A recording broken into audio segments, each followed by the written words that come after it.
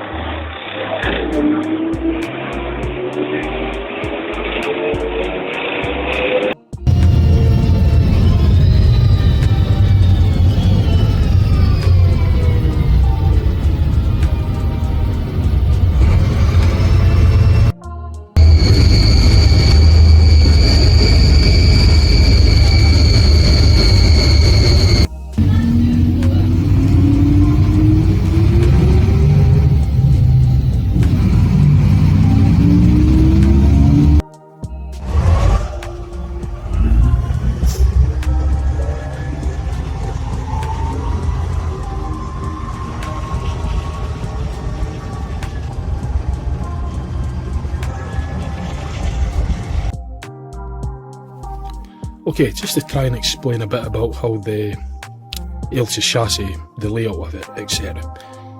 It's actually a very unique type of bus. It's a Volvo Ailsa with a Van Hool bodywork on it. Van Hool body. And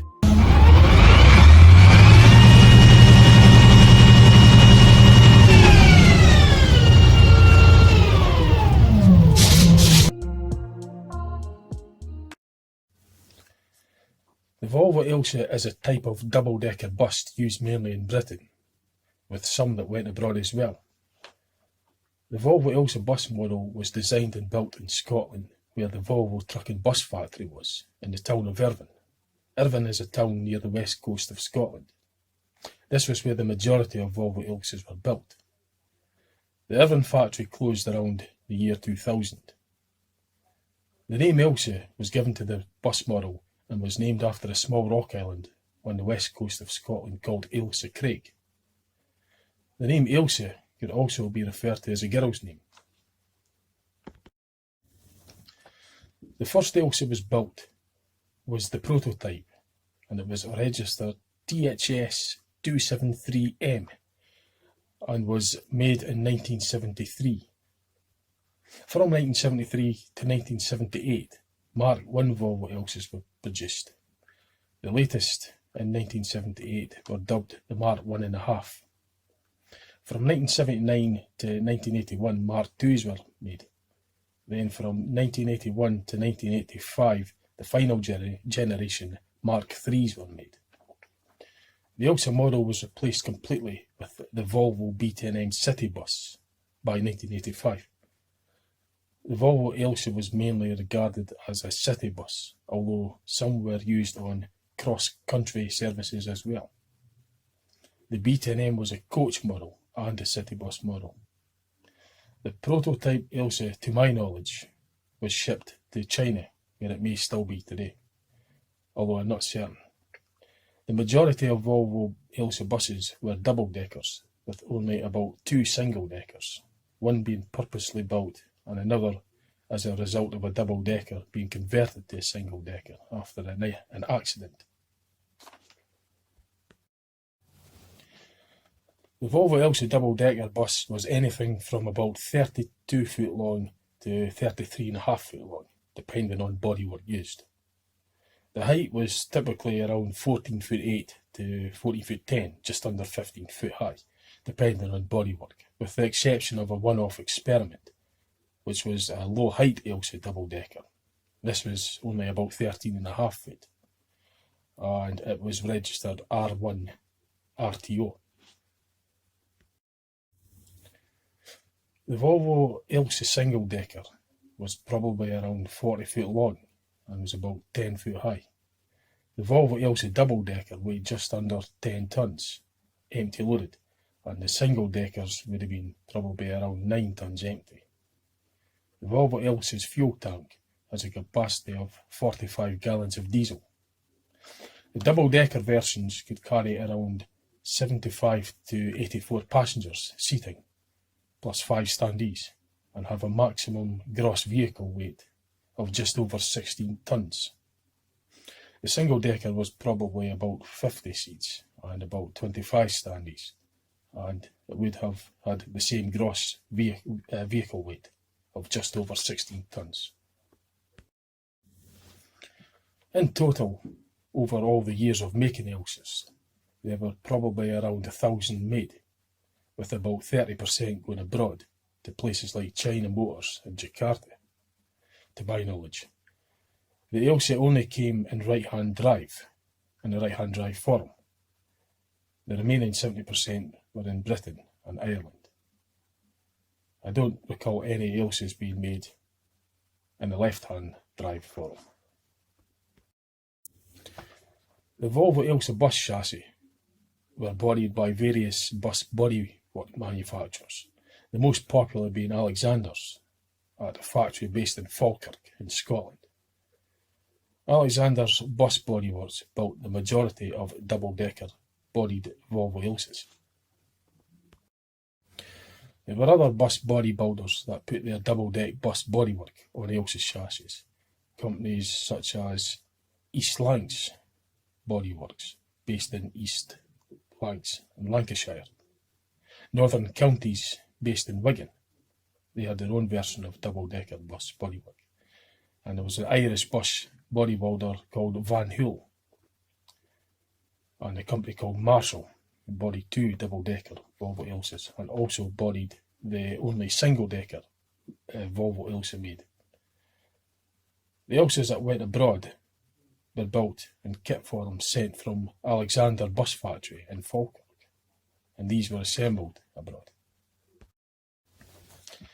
China Bus Motors and Jakarta used triaxle versions of the Volvo Ailsa. The third axle was a trailing rear axle, which could also steer as well. Those Ailsas could carry well over 100 passengers. There were no triaxle Ailsas used in Britain to my knowledge. Tayside Buses in Dundee in Scotland had nearly its entire bus fleet made up of Volvo Ailsas. They ran Volvo Ailsas from the 70s up to 1999. The Tayside Ailsa fleet was made up of all generations of Ailsas, all being Alexander bodied, with the exception of the East Lancs bodies and Northern Counties bodies on the Mark III Volvo Ailsas. The Volvo Ailsa was mostly a fully automatic transmissioned bus, with a few being retrofitted to semi-automatic gearbox controls. Some companies may have specified semi-automatics instead of fully automatic.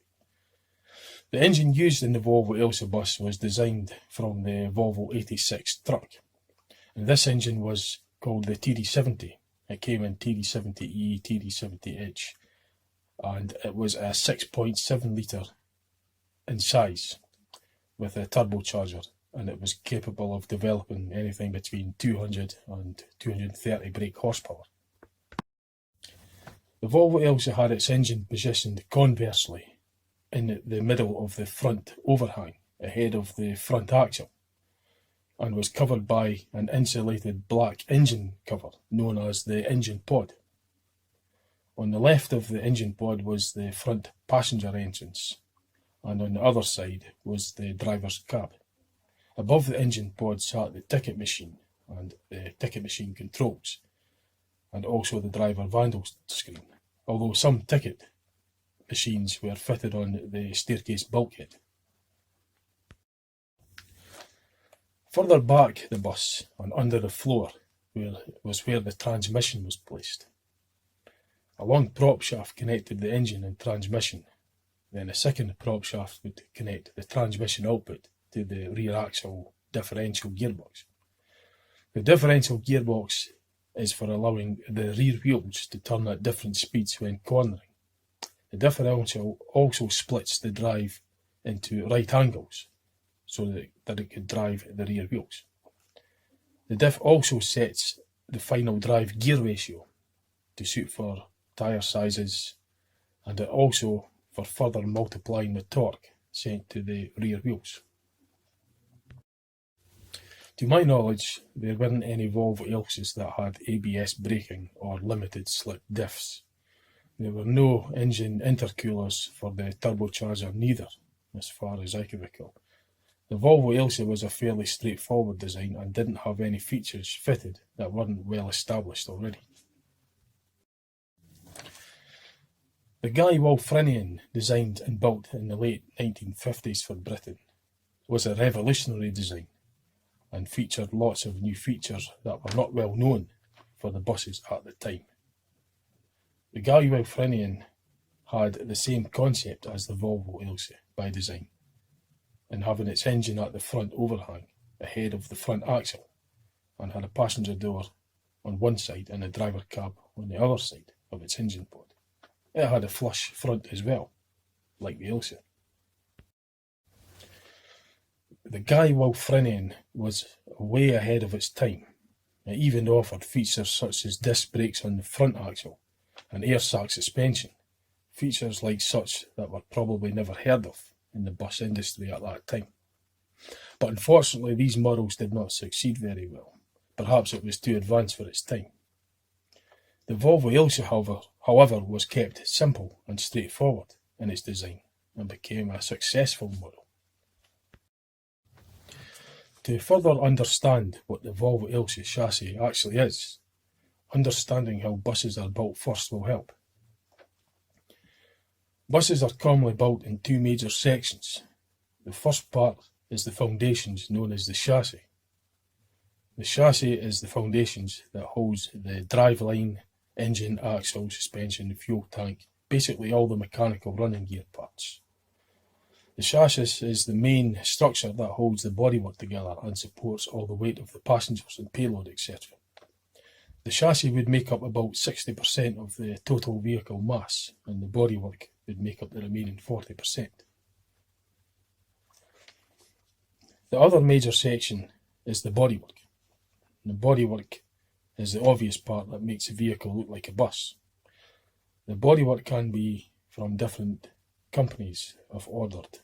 The bodywork is designed to be kept as light as possible. It's the bulkiest component. It makes up about only 40% of the total weight. The chassis and bodywork are then assembled together at the bodybuilder factory, and this makes up the complete bus. The Volvo Ailsa is the chassis part of the bus.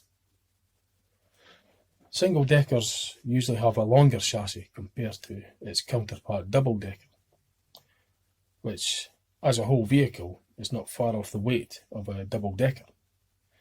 The reason single-deckers are not far off the mass of a double-decker is that the bodywork may only be 2/3 of the weight of the double-decker's bodywork, but the chassis, being longer, may even be heavier than the double-decker's chassis. The slightly lighter bodywork but heavier chassis makes a close weight match to the double-decker. Single-deckers offers less air resistance and less seats to maintain than double-deckers, and could go on routes where double-deckers cannot go due to their height. The Volvo Ailsa single-decker, which was built, was bodied by Marshall Bodies, and it was run by Tayside Bus Company in Glasgow, who run it. The other single-decker Ailsa was originally a double-decker, but was converted to a single-decker after an accident. It was also run by Tayside Buses in Glasgow. The Marshall Bodies single-decker bus was registered NHS 782Y, and the double-decker conversion was registered MGE 185P. Okay, just to try and explain a bit about how the Ailsa chassis, the layout of it, etc. And using this bus picture that I taken of bus 62, OSN 862Y, it's a Volvo Ailsa Mark III, obviously getting scrapped, or in a scrap condition. So I'm using this as an example, because you can clearly see the framework. The Volvo Ailsa chassis was quite unique, compared to the other chassis at that era when it was designed. That being that the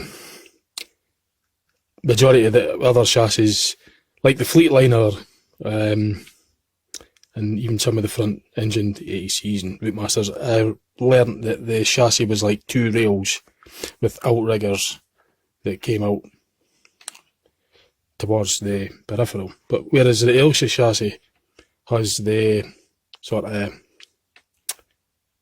a centre spine, as it's referred to, like this main beam, and kind of like forms a box sections as it's going along. Then it has this peripheral framework that goes right along, which was, I think at the time, it was a fairly unique sort of design, as opposed to just having like a rail and another rail with the, like a ladder chassis, then the outriggers that comes out.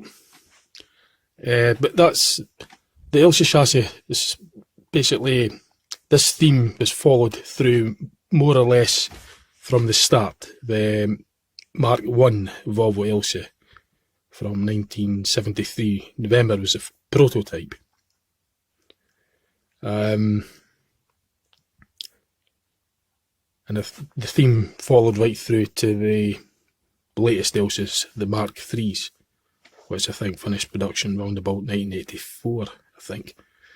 There could have been still some sales in 1985, but I think production stopped in 84 or something. But it was about 11 or 12 years of, they started producing them from 73 right till 1984, 85. And the main concept of the frame was this setup where they had forms like box sections going across. But this obviously has been severed because it's getting scrapped. I'll change the view around, but I'll move on to the mechanical layout of it as well. You've got like this, but being in Mark III Volvo Ailsa, it had the Volvo straight axle, as it was known, and the differential was here. It was in line. It was basically just a long straight axle with the diff, as opposed to the earlier ones, which were Hamworthy rear axles, drop centre reduction rear axle, where the diff was lower down, so the axles would be, they would come up from the centre of the hub, then it would drop through transfer gears, reduction gears, and then it would go along here to accommodate for a low height, low floor form of an Ailsa. And then it would come back up here via transfer gears, and then to the hub. The drive would just basically be, instead of having a straight axle, it was a drop centre reduction axle. You could always tell on the Ailsas, the later ones, the straight axle, you had the cover, the clearance cover for the hub, for the diff clearance. It protruded through the floor, whereas on the earlier Ailsas it was a flush floor. So your axle, basically, it's a single axle, single drive axle. Although Hong Kong, I think, some of them went abroad, were tri-axles. I think it was the rear wheels, it was a steering, it was like a trail axle, but I don't think there was any in the UK. I think that was just for like say Jakarta and stuff, China. But the uniqueness, the driveline on the Ailsas, the engine was situated at the front, behind this cubble, or pod, and you would have a coupling. I'll actually show you. I'll just give you a brief. It's being this is a Voith transmission on the Mark IIIs, but on the early ones it was a fluid coupling that connected to the engine, and that acted as your like a clutch, but you know, for it to accommodate for the automaticness of it. It's a fluid coupling, and it would drive along. The drive would be transferred by this prop shaft into the transmission, which is centrally mounted. More or less, it's more or less the centre, and then through the transmission and then out through another shorter prop shaft into the rear diff. I think on the earlier ones, the Mark 1s and 2s, the transmission was maybe just a wee bit further forward, making the second prop shaft just that bit longer, which would have came down at an angle because the diff would have been lower. That was the main drive line on the Ailsas. It was engine at the front, then to the prop shaft, into transmission, out of the transmission, and then into the rear axle. This being a Mark III had an air sac suspension setup. There's an airbag there and an airbag there, one there and one there. And basically there was 4 airbags for the rear suspension on this model. And the front was actually leaf springs. I'll show you the photos of them later. But this is the basic concept, and then the exhaust system would have ran along, the silencer was around about here. The exhaust would have came down and then silenced, and then out the tailpipe that came out the off side. And they had the air tanks, which accommodates your air brakes. You got the brake chambers mounted on the axle. But this being an air sac, you've got these extra stabilisers, and you've got a whole array of pipes and everything. And the fuel tank and batteries were further back, but I'll change the picture of it and show you that. So this is a different bus actually. It's the Volvo Ailsa, it's HSR 38X. I took this photograph during 1993 on I think it was an opening day or something. But this is showing the rear overhang. What's under the rear overhang? You've got the battery boxes, which are under the floor at the rear overhang, and beyond that, behind that, there's the fuel tank on this model. On some of them, the fuel tank was actually under the floor, about the back near side corner. There was a fuel tank that was situated there, and a battery box was still in the centre. I mean, this might vary from different operators. This is the Tayside one that I'm referring to on here. I'll show you another view of other components. Now this is going back to the OSN 862Y Volvo Ailsa Mark III chassis, X Tayside Bus 62. This is now looking at the front. I took this picture and it shows the leaf spring on the front Kirkstall Forge front axle that runs along where it meets the, obviously the front wheel. You've got the stabilisers, etc. Brake chamber, all your pipe work. But it's a leaf spring setup, and it's slightly at an angle as well because it's got to make clearance for the prop shaft, etc. This is the main spine, as it was referred to when I'd done research on the design of the Ailsa chassis, and this here's the prop shaft that goes to, it has a coupling here, and then it continues on to the transmission that's coming from the engine. So I'll move on to another photo. Now this is an Ailsa, it's a Mark II Volvo Ailsa. I can't remember what fleet number off the top of my head, but it was the next Tayside one. This is showing where the engine is situated. So this is what you would see. This is, when you get in the bus out the front, the driver, you've got your ticket machine, the vandal screen, the driver's cabs there. And this big whole pod area, that's the money box. That's where the engine is situated. And this obviously cover, these just bolt on. You unbolt that and you get access to this fuel pump. That's the fuel pump there.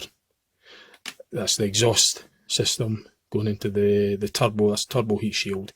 This is some sort of donut, I think it's referred to as, because you had the air filter, the air box situated up here behind the stairs, and the air has to come down through piping, and then it's got to do a U-turn, and I think that's where that box helps the air to do a U-turn, and then it goes into the, well, it gets sucked into the turbo, compressed, and then at the other side of the engine it goes to the through the inlet manifold, and then into the through the valves and into the combustion chamber to be compressed ignition diesel engine.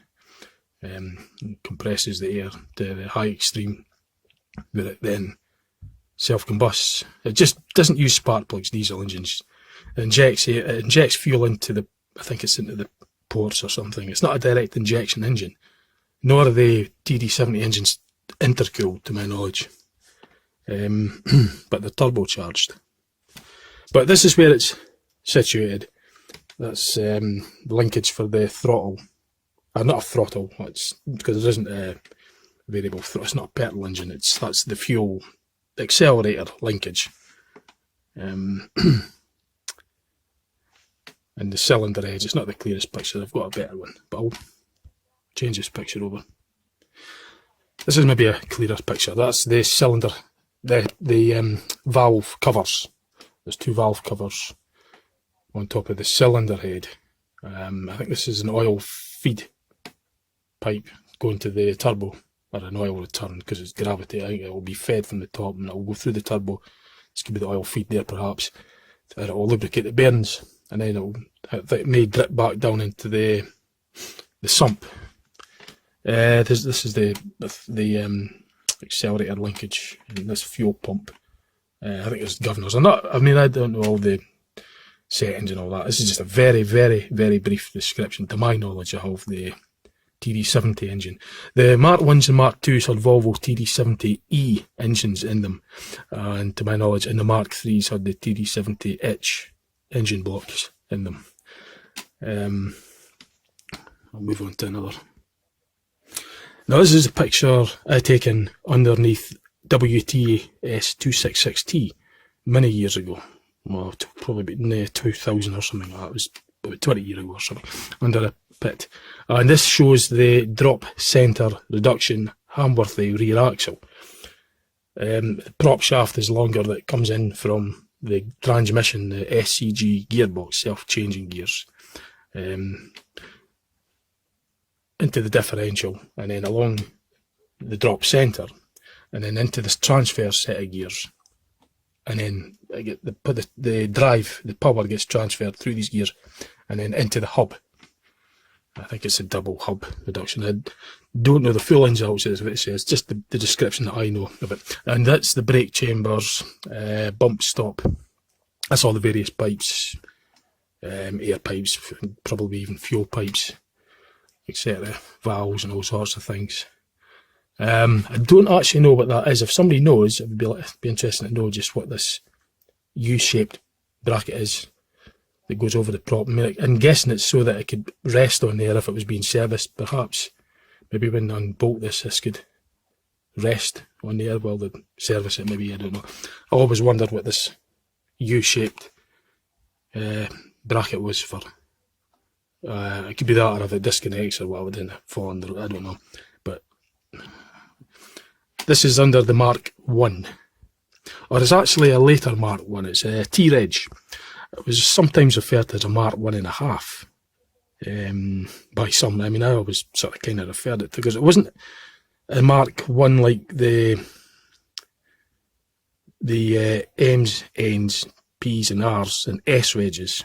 They had a different silencer system on them, and they sounded much deeper. This is a Mark 1, and latest Mark 1, Mark 1.5, and it had a bigger silencer system, and it didn't sound as deep. It sounded a bit different, although the dashboard looked the same as the Mark 1s. But the Mark 1s and Mark 2s had this hamworthy rear axle, although some of them in the Tayside batch and the later DSP batch, some of these axles were replaced with GK&N, which was more of a straight axle, and thus you had this bump in the floor to allow for the clearance for the differential when it was going over bumps, so it didn't burst through the floor. And this drop centre was originally intended for a low height models of Ailsa, so there was only one low height model of Ailsa built. I think it was RTO120R or something, and it was changed later. I'll have to look back on that. I'll supply that information later, but there was only one model of low height Ailsa, and it's still in preservation. It's preserved and it's one of a kind. So I'll move on to another photo.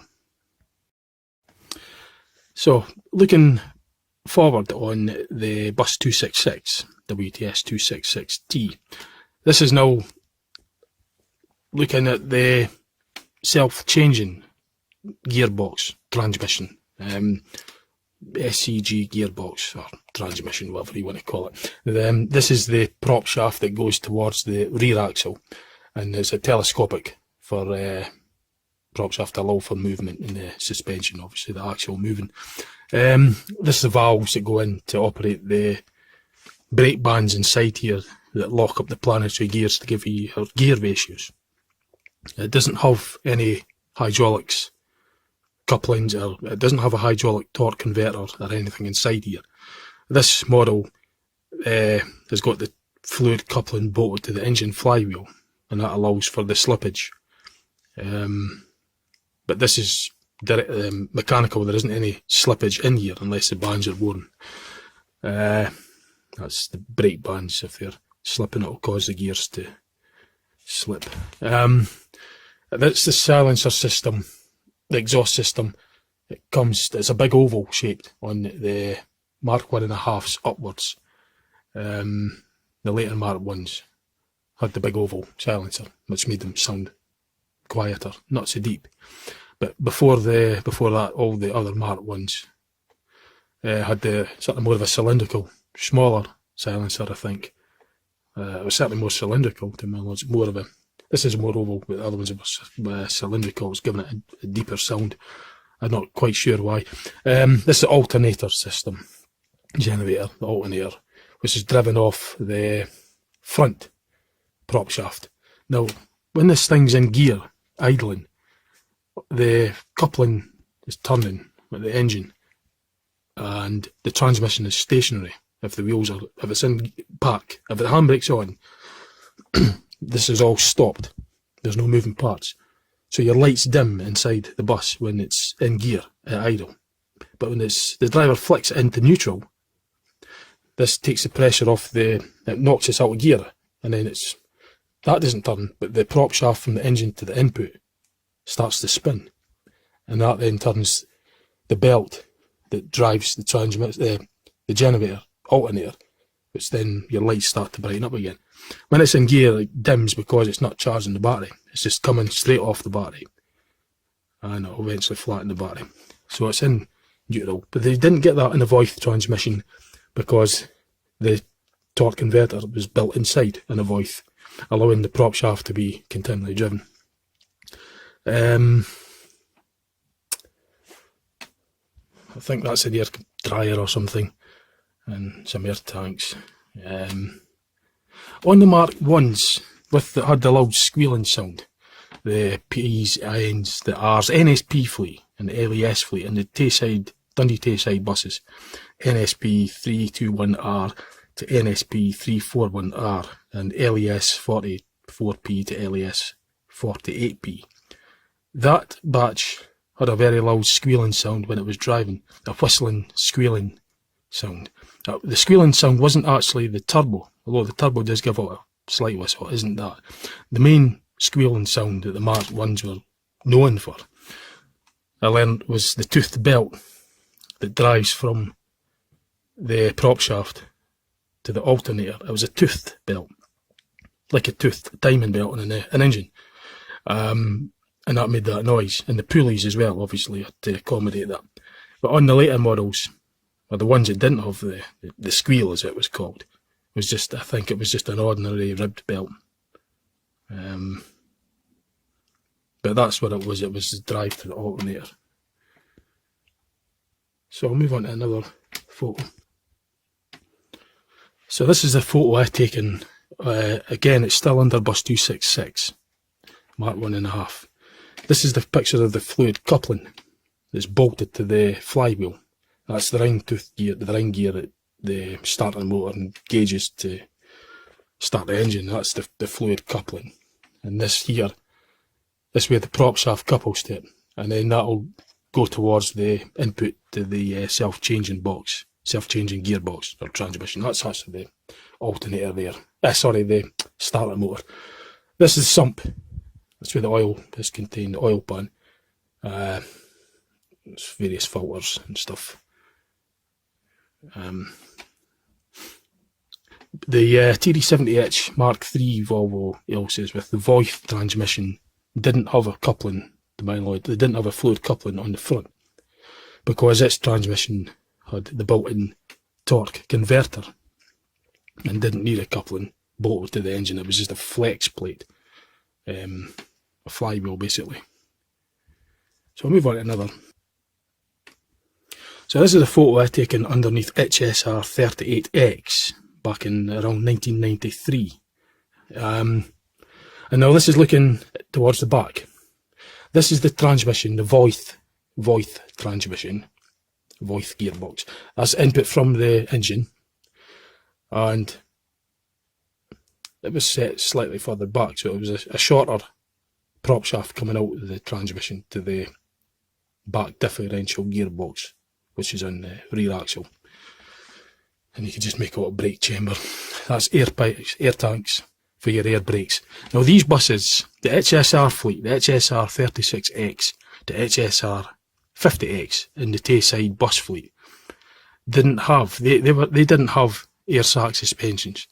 These had leaf spring suspensions, like the Mark 1s and Mark 2s. This is the drive to the generator or alternator. It's got a guard, not a chain guard, it's got a belt guard. And that's the input coupling, and the belt basically connects to there and drives this alternator.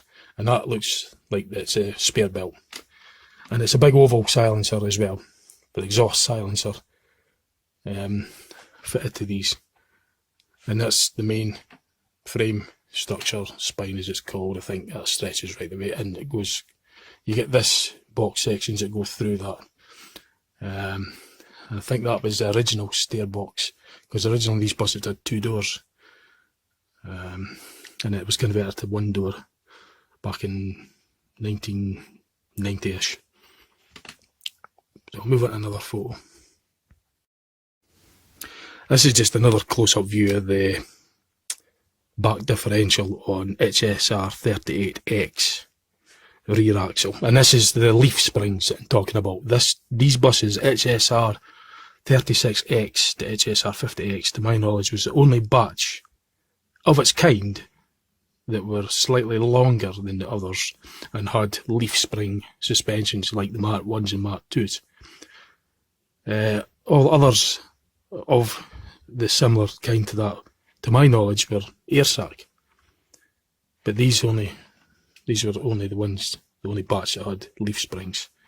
And it's just a closer view of how it's attached to the Volvo straight axle, because this model has the Mark III driveline in it. So I'll move on to another photo. So this is going back to a photo, OSN 862Y, bus 62, ex Tayside Bus. And this is looking at the front offside wheel. Now this is a Mark III Volvo Ailsa that has the air sacs on the rear axle. And this is the and it's at the front axle it's got leaf springs. This is the setup for the steering. This bar here connects to the steering box, and it fits to the swivel hub, I think. So when this bar moves forward and backwards, it causes this wheel, it affects this wheel, and makes it turn. And as that wheel turns, I believe there's a shaft connected to this wheel, to the other wheel, which will affect the front near side wheel. So it's this main bar here causes this wheel to turn, and as that's turning, there's another connecting shaft that goes to the other wheel and makes that turn. I think that is roughly, that's how I understand it, how it works. So I'll move on to another.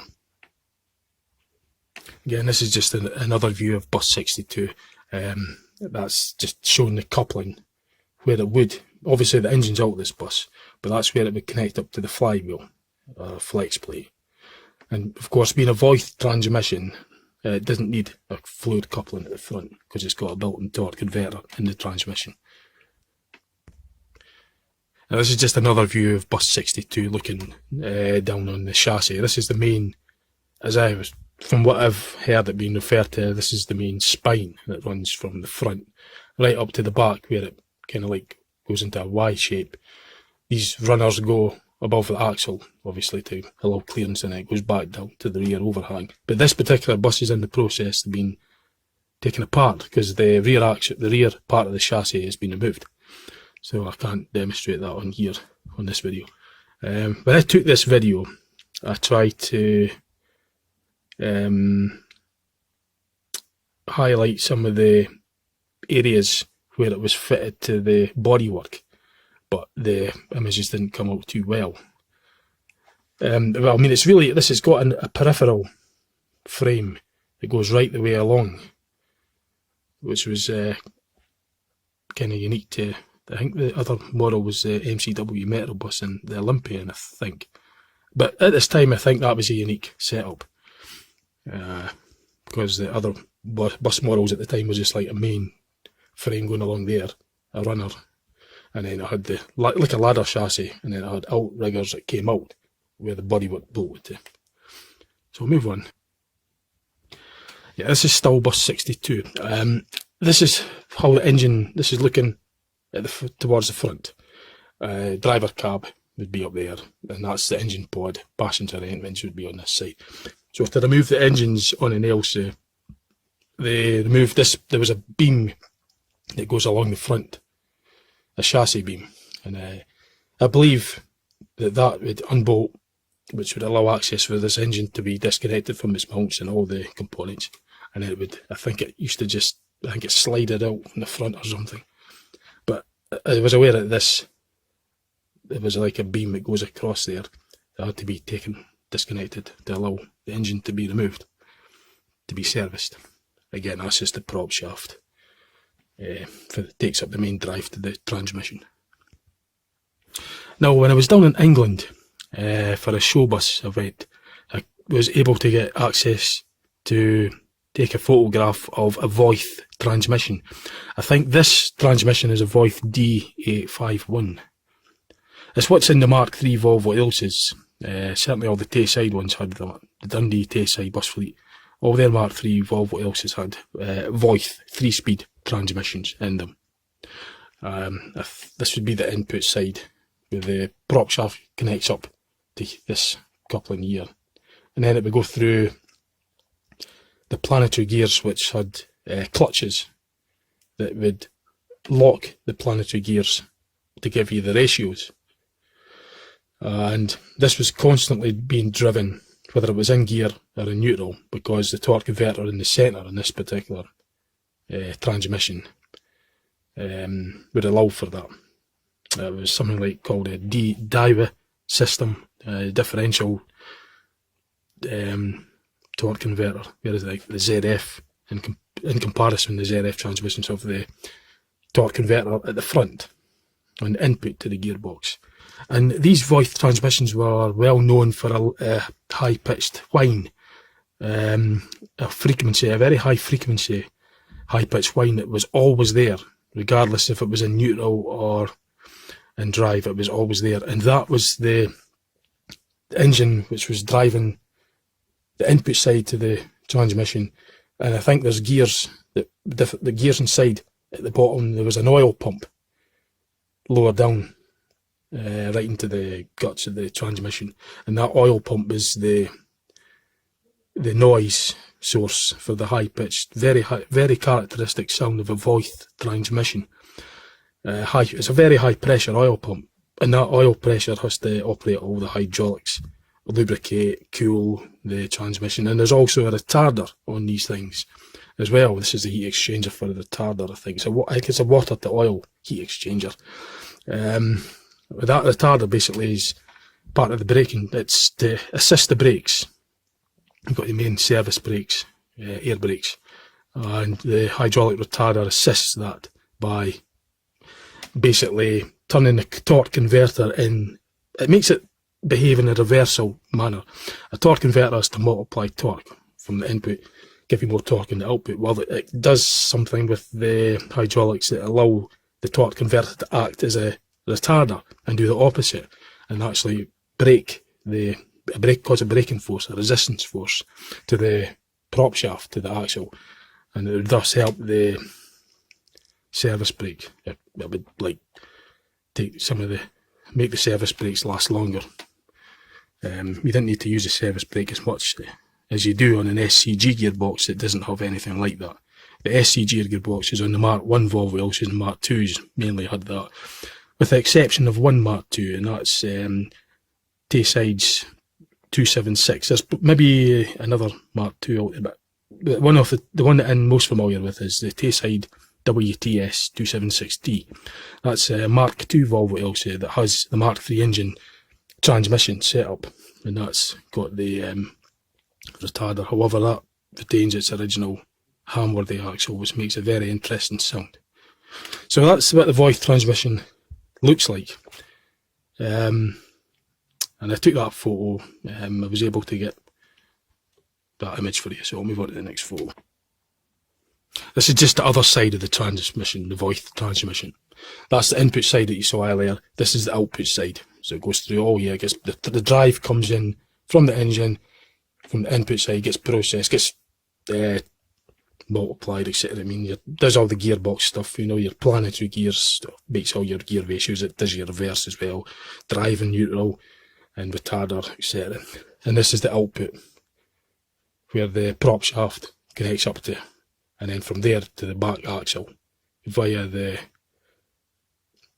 differential gearbox, which is your final drive, and gives you your final drive ratio. Now this is just a photo of bus 62, OSN 862Y. This is just showing you the position of the Voith transmission again in situ on within the chassis. It sits under the floor, flush with the floor. It's slightly nearer the rear axle compared to the Mark 1s and Mark 2s, where it's the Mark 1 and Mark 2 self-changing transmission was further forward, and it had a longer prop shaft that was going down at an angle for the drop centre. This is the Mark 3 set further back, and it has a shorter prop shaft that goes straight into the axle, into the Volvo straight axle, because it doesn't have a drop centre. That's just the oil, I think that's a hydraulic pipe that's going to the heat exchanger for to cool the transmission and also to cool the retarder, and that's the melting points for it. I think this is the oil filter. This is the valve solenoid body, I think. I'm not a mechanic, by the way.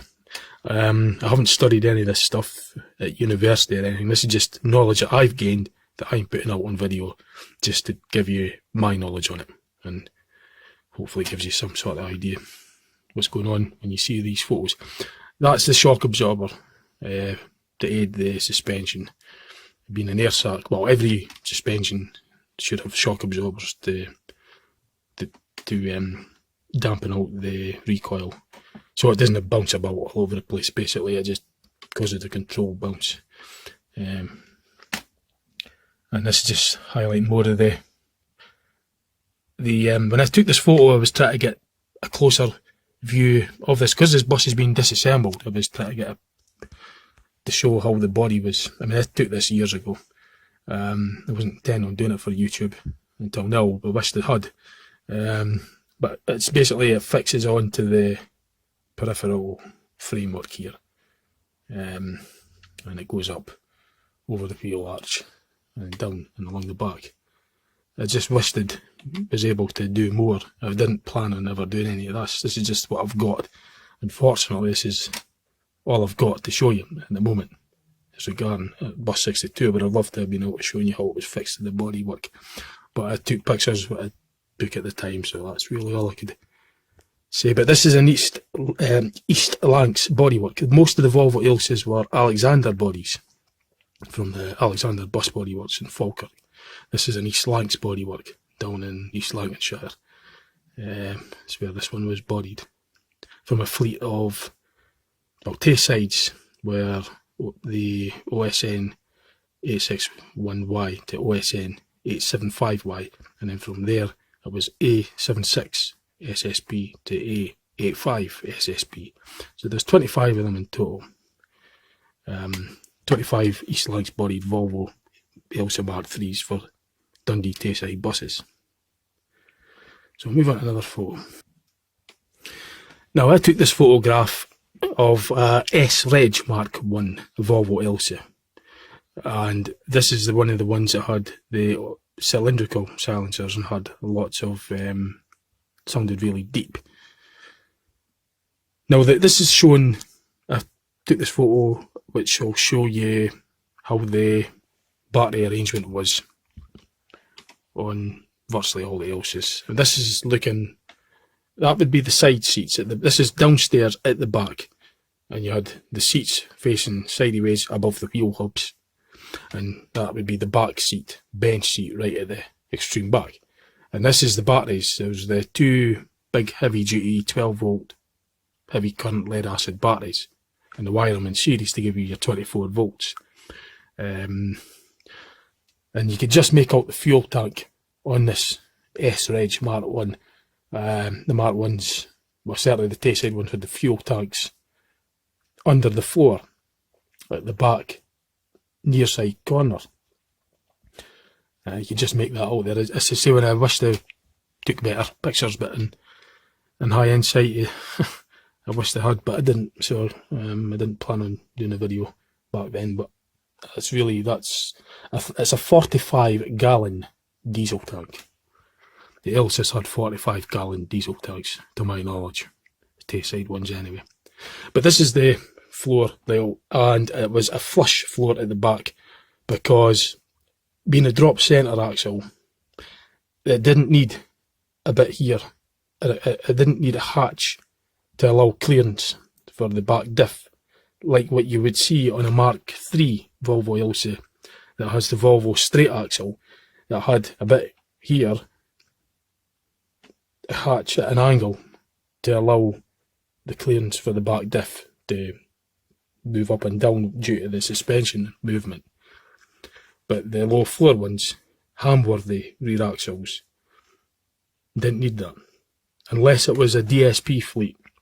Some of the DSPs in the Tayside batch, DSP 933V was one of the ones I know, and there was DSP 932V, I think, as well, had been converted from a Hamworthy rear axle to a JK&N rear axle, like that, similar to the Metro buses, and it had a shallow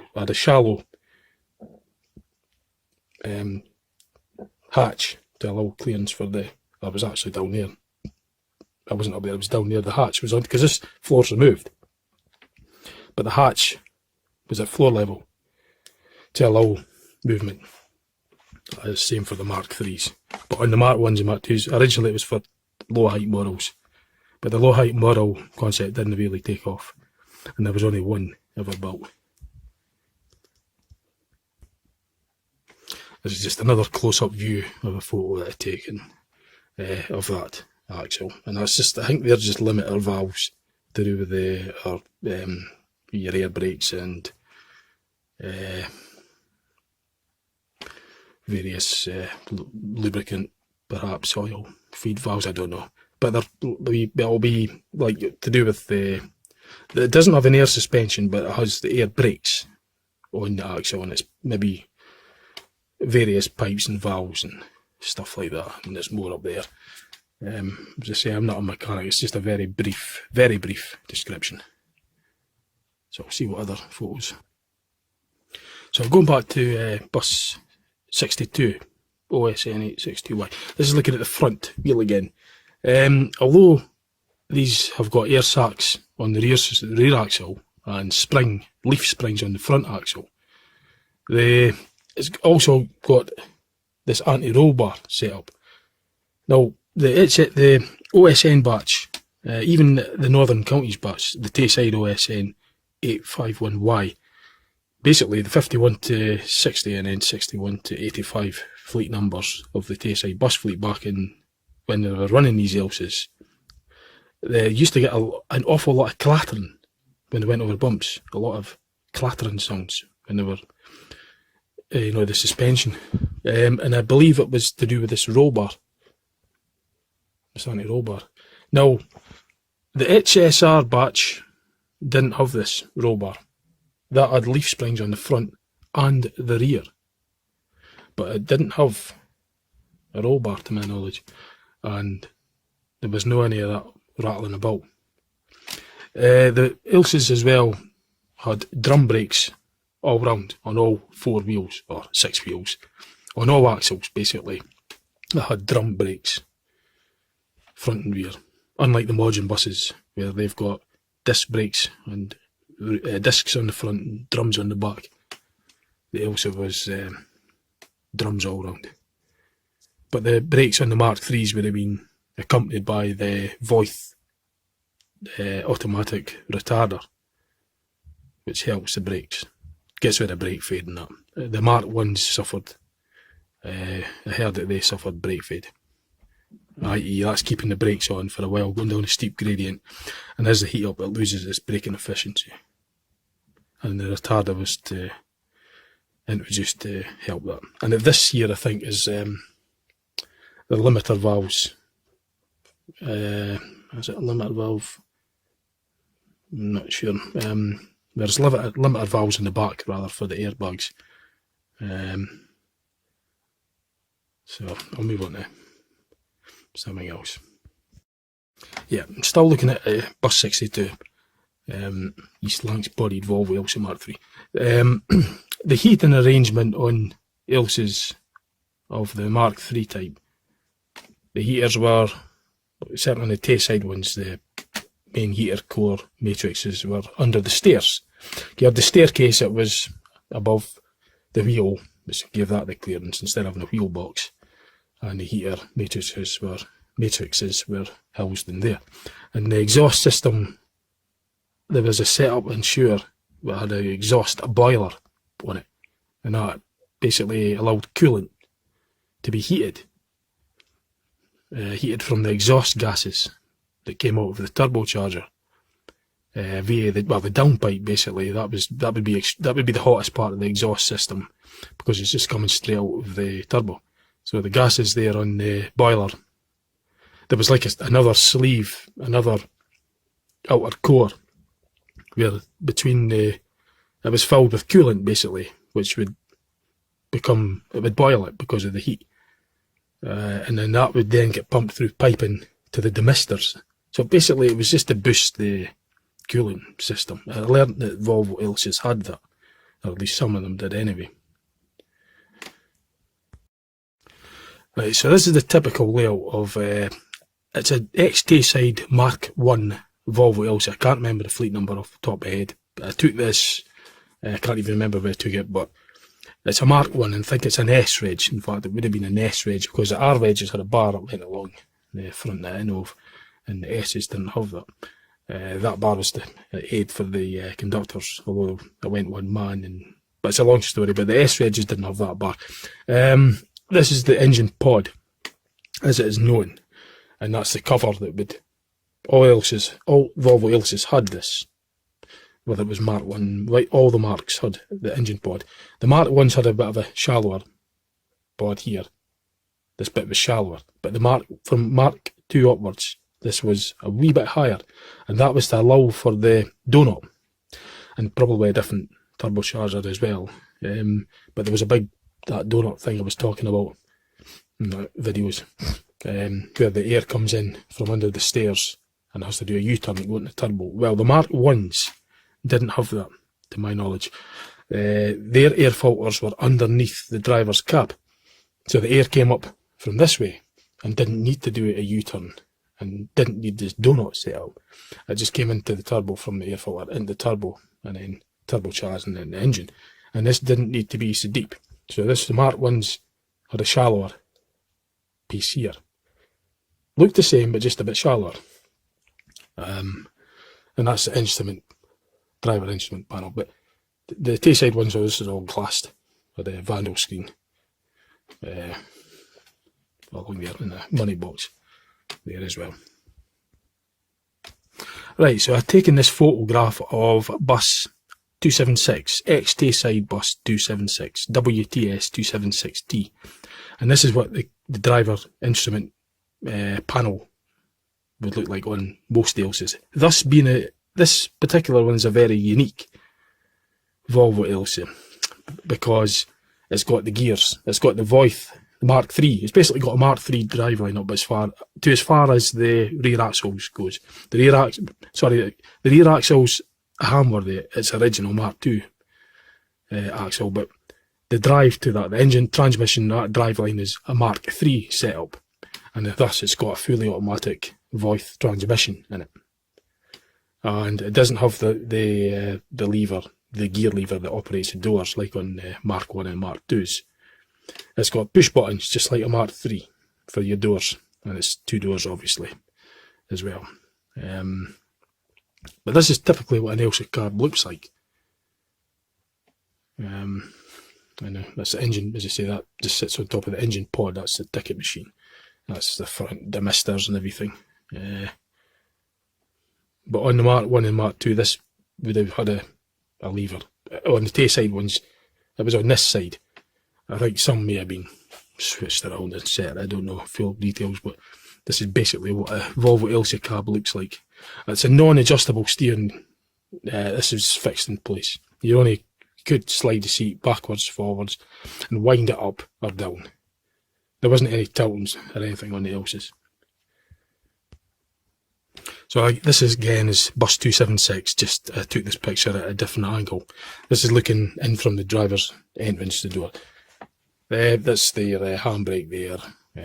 This is what it looks like basically. It's this bar here to help you get in. It's quite a squeeze to get in. It's not the easiest cabs to get into or out of, but it's just how it is. Like, I mean, in the days when they were built, that's how buses were, I guess. I mean, I drive buses in the modern buses nowadays. I've driven Ailsas as well, and I find it quite difficult getting in and out. The engine's right there. Basically, you don't have an awful lot of room, but they're actually they are pretty comfortable in my opinion. They're good buses. I mean, I like Ailsas anyway. So, but you've got your main setup here. That's basically your main dashboard, and that's where all your controls are. There's no electronics or anything in Ailsas. It's old school. The only electronics is really their ticket machine and radio, driver radio, security radio. That is for the contacting the work. Right. So this is just a picture I've taken of bus WTS 266D. This is the Mark 1.5, as it could be called. I have heard it being referred to as a Mark 1.5. It's basically a latest Mark 1, but it doesn't sound like a Mark 1, as I said earlier in the video, that it's got a bigger silencer system on it, and it sounds more like a Mark 2 actually. But it does have its original, it does have a Mark 1 instrument panel. You can always tell Mark 1s as well at the windscreen. Is a slightly narrower gap. The windscreen is a wee bit lower. On a Mark 2 it sits a wee bit higher as well.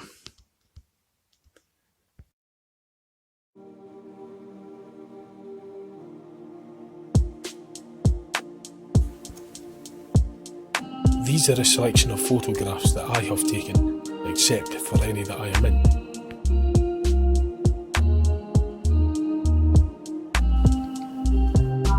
In this selection of photographs, many of them will show where most of the major components are situated along the Volvo Ailsa chassis.